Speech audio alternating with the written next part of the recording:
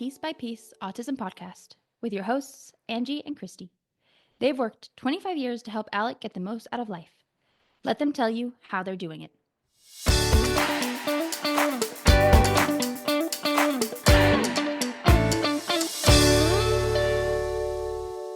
Welcome back to Piece by Piece. Today, we would like to give some background to Alec's early days and talk a bit about his younger years and his diagnosis and what those few beginning stages looked like. He's had in-home ABA programming since his severe autism diagnosis at 2.5. But Christi, would you like to tell us a bit about what happened, what you were seeing prior to his diagnosis, and how that kind of came to be? Yes, he was my fourth child. So I'm going to tell you, the delivery was different. I had 4 cesareans had a cesarean with all 4 of my children. And when he was delivered, I held him. And he was just different than the other 3. Just right from the beginning. So like at the very beginning. But I didn't know what it could be because I didn't know anything about autism at the time. I think I had seen a trailer to Rain Man or something. I don't know. There was some sort of little introduction I'd had to it. But I didn't even see that movie. I don't know even when it came out. But we were living in Japan at the time of his birth. And I just thought, well, he's not really developing any language like a typical kid. He never said mama, dada, any of that stuff. Yeah. And I just thought it's because we live in Japan. It's because a lady helped me when I was with my other children. A lady helped me who is Filipino. And I thought, oh, she probably speaks Filipino to him. And he's hearing Japanese all over the place. And less exposure to the English language. Makes sense. So, maybe he's going to start speaking Japanese all of a sudden. I don't know. But his English his language never developed, ever. So he was diagnosed actually when he was exactly 2 years old. And it took me 6 months to get his ABA home program set up. So that's when he started that. Well, I remember you telling me the story of when you had your first BCBA come to your house.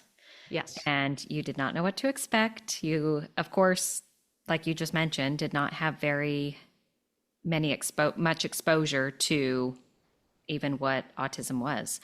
But this story is awesome. So this BCBA comes in, asks what Alec is into, wants to know his reinforcers, and he's been a long time fan of Barney, the purple dinosaur. We have the first picture of him sitting in this tiny Japanese chair when he was 6 months old. That's when I thought to take a picture of him sitting, just staring at that show. Yeah. So Barney's been a fan fave. It still is at 27 years old. He still loves a good Barney episode.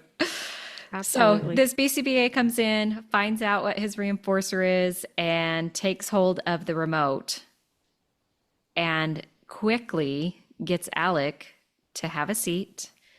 And when he sits and he is quiet, the show turns on. And when he gets up or he is loud, the show turns off. And that was an aha moment for you.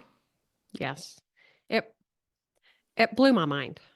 It blew my mind because I thought, up to that point, I thought he's running our home. He's the boss. Yeah. We just wanted to make him happy. We did not know how to make him happy. We did not know how to get him to stop crying. He was like no other child I had ever experienced. And so just seeing him do that just opened my mind to the possibility, oh my goodness, this child can learn. He can learn something. And that was so exciting. Yeah, I'm sure that wait to see what he was going to do after gave that. a world of hope. Yeah. So we tried. After that, we were with that consultant for a couple of years. And then we had a friend go out ahead of us to California for a 7-week stay with Dr. Jim Partington, who was the co-creator of ABLES. If if y'all are familiar with that assessment tool. He he he had us out there for 7 weeks, and in that 7 weeks, I did his extensive parent training, and Alec was with consultants all day. And during that time, it was the first time we had really heard about verbal behavior specifically. So Okay. everything is just focused around with the verbal component being just the most important thing, which was super big deal for him because he had no way to communicate up to that point. And Right. right when we showed up, Dr. Partington he taught him his first sign. During that period, he started doing sign language, and he taught him his first sign in 10 minutes. Wow. And it was eat, I think. I don't know. Could have been beads. It was something he was really motivated to get. But anyway, he taught him that. And I was just sitting there with, just my mind was blown again. And it was so exciting to see him learn. It's exciting to see other professionals interact with him. And so we tried all kinds of therapies. We, of course, did occupational therapy, we had great occupational therapists who worked with them. We had a speech therapist who worked with them for many, many years. We tried so many different speech therapists and different methods trying to get him to say anything.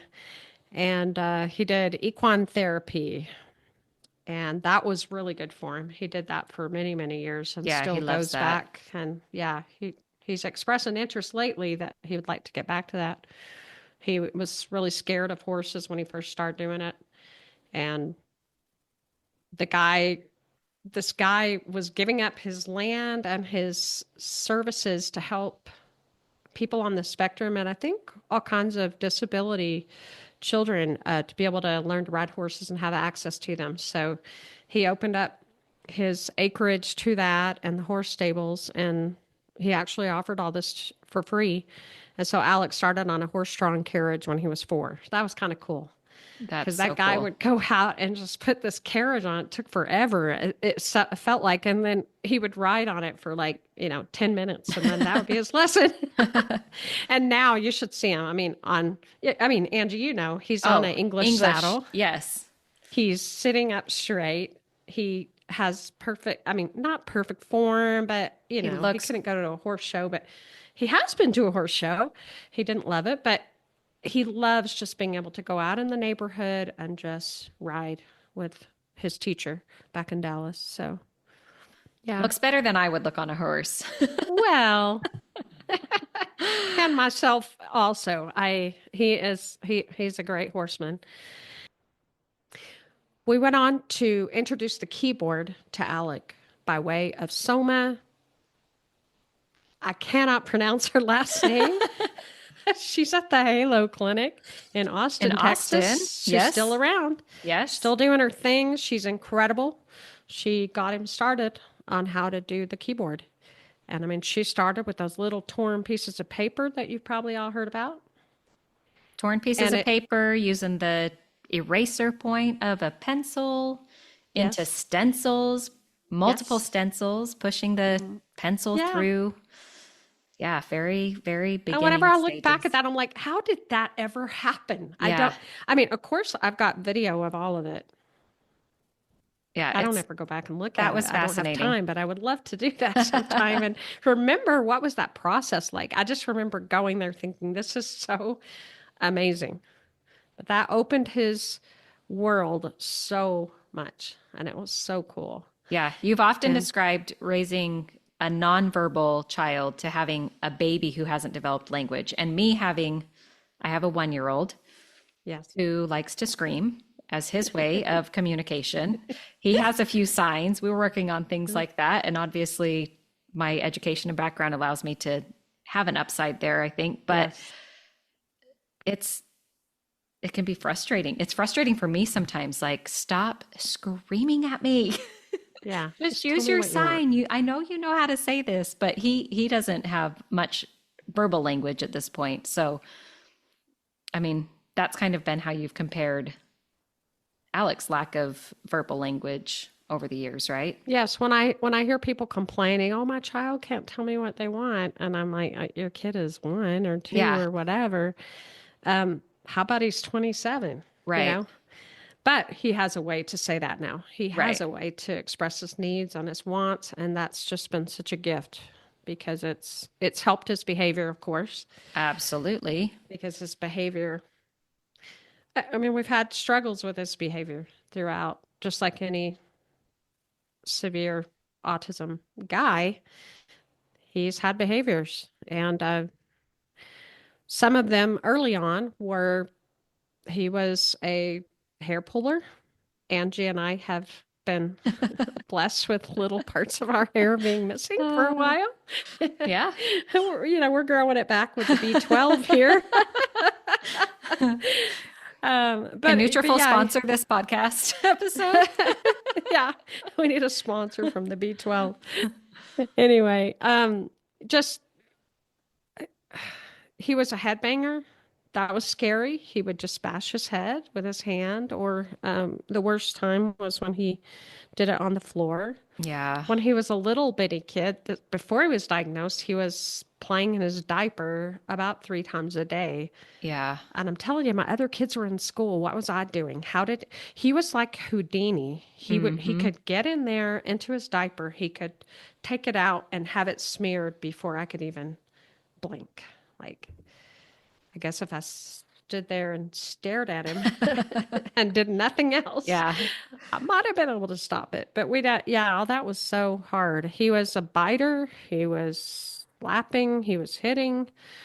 Didn't matter if it was family, a caregiver, anybody. He right. was, you know, he had elopement issues. That was extremely scary. And he doesn't have those anymore, I would say. I Oh, he just doesn't have them anymore. But it was such a scary time when he did have them. And he had a very limited diet. That was scary because at sometimes in his life, he looked so thin. It would make me so scared. And I would go to the doctor and we would go over his diet, which was so limited.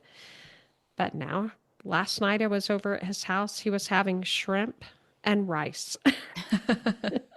I was like, how did we get here? yeah.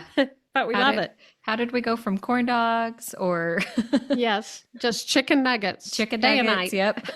Yep. Yeah, Oh, so that was amazing. I remember him being rigid about going to certain places in the car. Yes, He knew we were going on a certain route and you took a left instead of a right. You heard about it.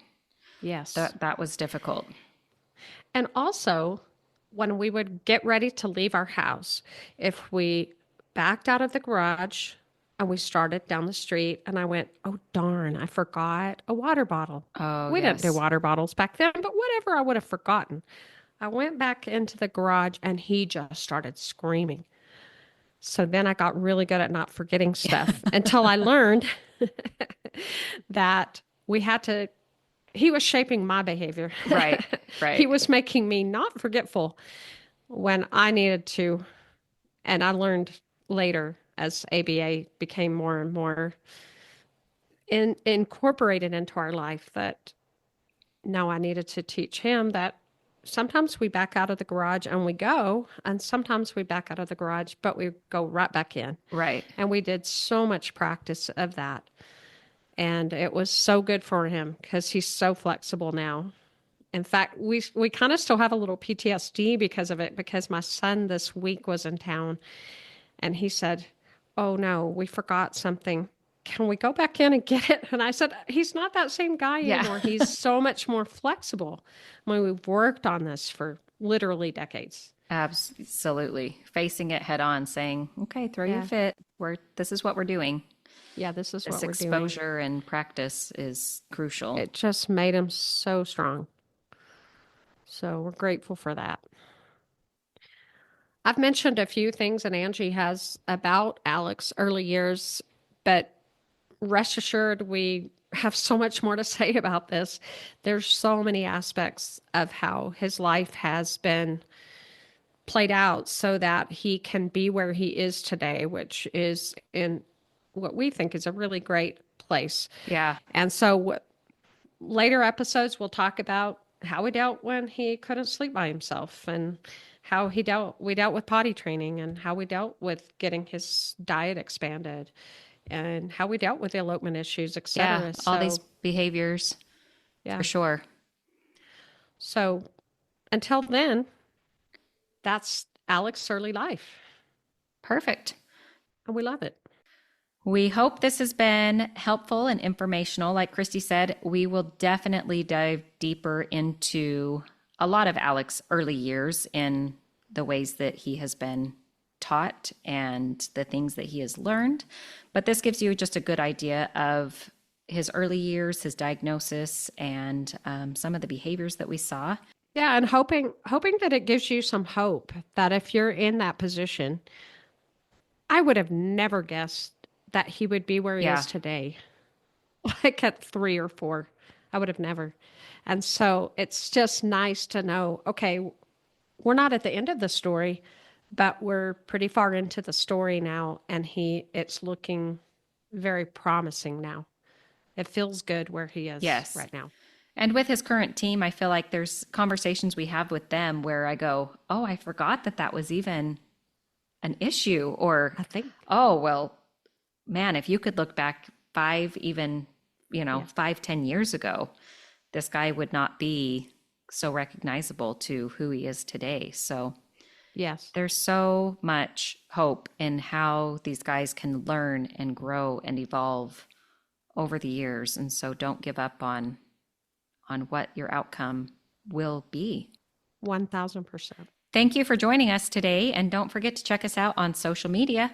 If you want to contact us, send us a direct message on our Instagram or our Facebook page. You can find us at Piece by Piece. That's PIECE. Piece by Piece Autism Podcast. Until next time, talk to you later. Bye.